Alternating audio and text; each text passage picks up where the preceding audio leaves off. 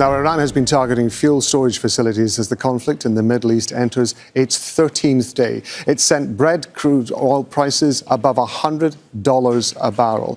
Bahrain's Interior Ministry has confirmed an attack on fuel storage tanks at a facility in Mukharak. It says authorities are securing the site.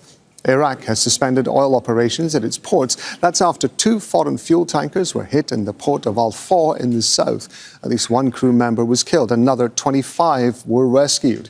In Oman, multiple drone strikes hit fuel storage tanks at the port of Salalah on Wednesday. The attack caused explosions and a major fire. Salalah is an important hub for tankers wanting to bypass the Strait of Hormuz. And 3 cargo ships were attacked in the strait on Wednesday. One was a Thai-flagged vessel. 20 crew members were rescued after a fire broke out on board.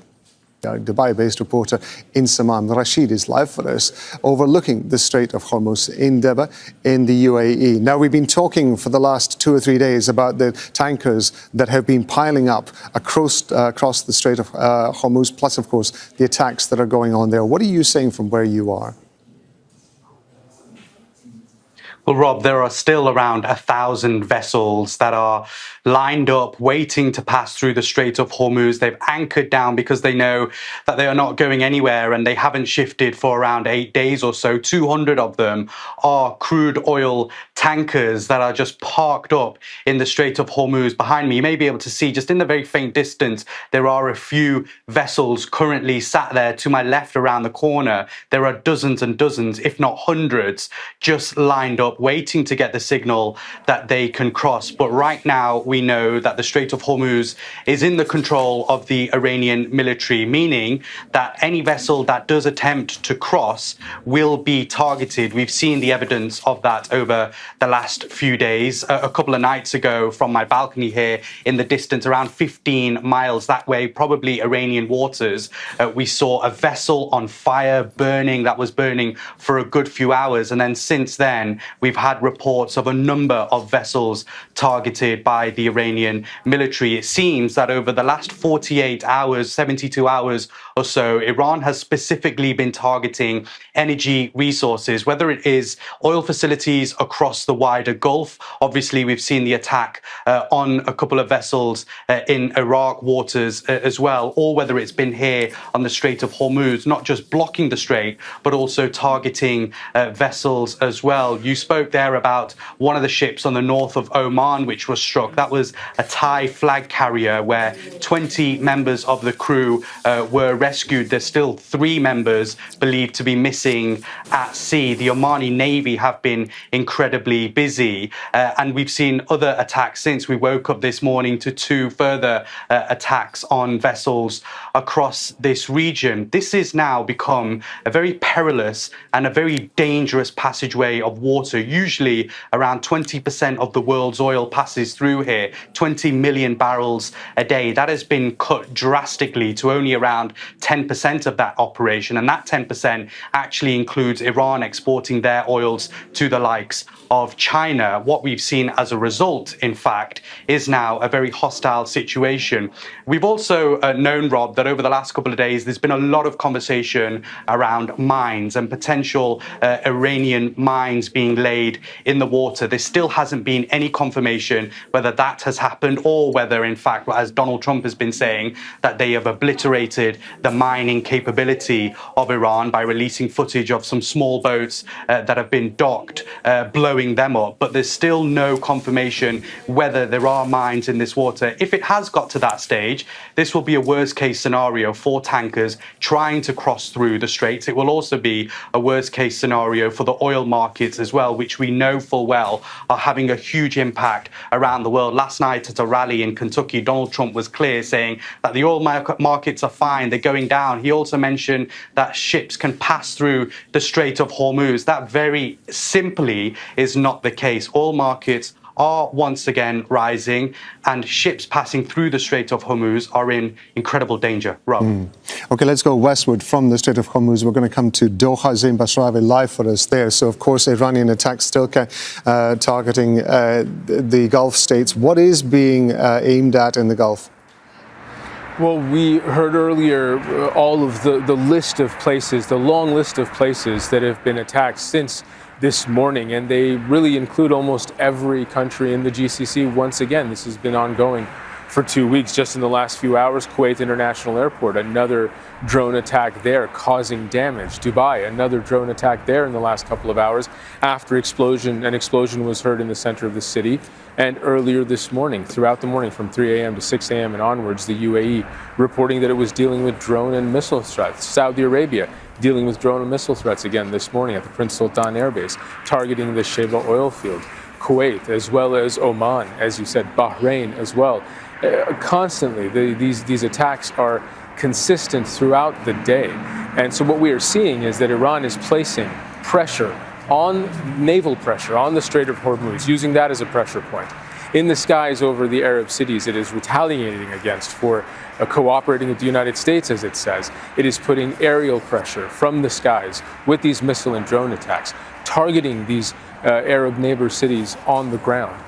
There is also economic pressure by way of targeting energy infrastructure, oil and gas infrastructure, as we have seen throughout the last 2 weeks in the course of these attacks. They've been hitting Oman, a bypass to the Strait of Hormuz. They've started hitting their oil tankers, their oil export facilities. So we are seeing these pressure points getting bigger and expanding, and the attacks are spreading. And one thing that's interesting is the economic pressure point they're using now. Iran had a bank that was struck.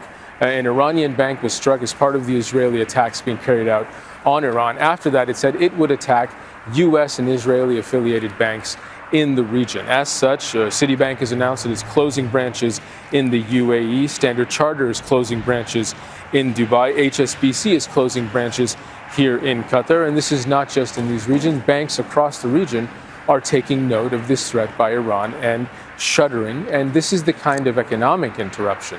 This is the kind of disruption to the economic marketplace that Iran is aiming to cause now after coming under attack itself, saying that if you attack our water, if you attack our oil, if you attack our infrastructure, we will do the same to anyone in the region that is or is not aligned, that is aligned with the United States, that hosts U.S. assets, and we're seeing that come to bear once again, this time on the economic banking front. Yeah, Zein, from the start of this war, the Gulf states have broadly been saying we are not going to get involved in any attacks on Iran, that we will continue to defend ourselves as much as we can. And nevertheless, of course, they've been facing the pressure that you've been describing. How are the Gulf states responding to this?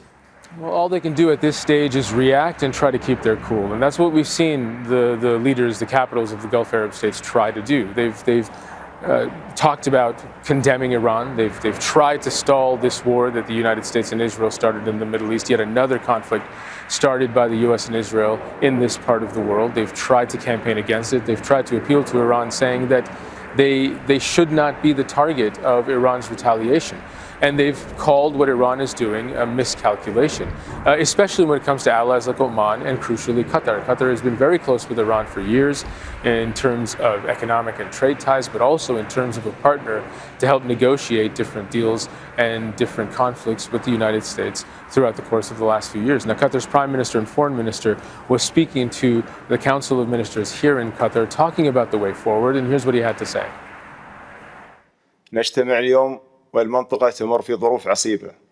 We meet today as our region is going through grave circumstances due to the ongoing military escalation that has affected the region and has also targeted the state of Qatar, regrettably, with repeated attacks from Iran, which have not been limited to military targets alone, but have also struck civilian targets, showing little regard for the harm inflicted upon Qatar and the resources of its people.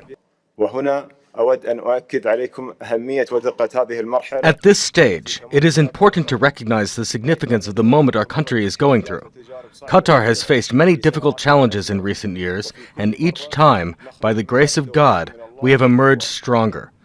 Such experiences have taught us the importance of perseverance and the need to continue strengthening the resilience of our country in the face of such challenges. Therefore, under the current political and economic circumstances, I urge you all to prioritize spending in ways that strengthen our resilience. And when this hardship passes, God willing, we must maintain this same level of commitment. So Arab leaders in the region are livid. They're livid that the United States and Israel launched this conflict. They're livid at Iran's retaliation targeting them when they say that they are simply not direct actors in this war. But what they realize they have to do is be the ones that try to have cooler heads prevail and try to maintain the semblance of a negotiating table, because there is no punching your way out of a fight like this. You may start with missiles, but this conflict has to end with dialogue. Zein, thanks very much. Zein Basravi there in Doha.